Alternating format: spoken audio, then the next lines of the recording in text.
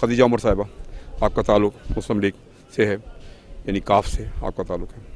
خدیجہ جی، یہ جو نیب کی کارروائیاں ہو رہی ہیں تو اس کو آپ کیسے دیکھ رہی ہیں؟ بسم اللہ الرحمن الرحیم. دیکھیے جی، یہ کارروائیاں آج سے نہیں ہیں شروع، یہ اس حکومت کے آنے سے پہلے ہی جو ہے یہ کارروائی سٹارٹ ہو چکی ہوئی تھی، اور یہ بلا امتیاز ہے. اس میں حکومت کا کوئی رول نہیں ہے.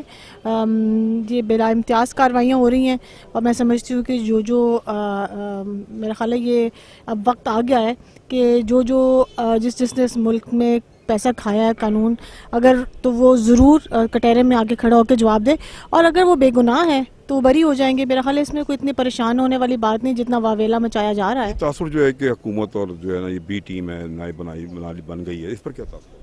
دیکھیں جی، میرا خیال ہے آپ کے سامنے ہی ہیں، بہت سے ایسے لوگ ہیں جو گورنمنٹ بینچز والے بھی، ان کو بھی کال کی جا رہی ہے.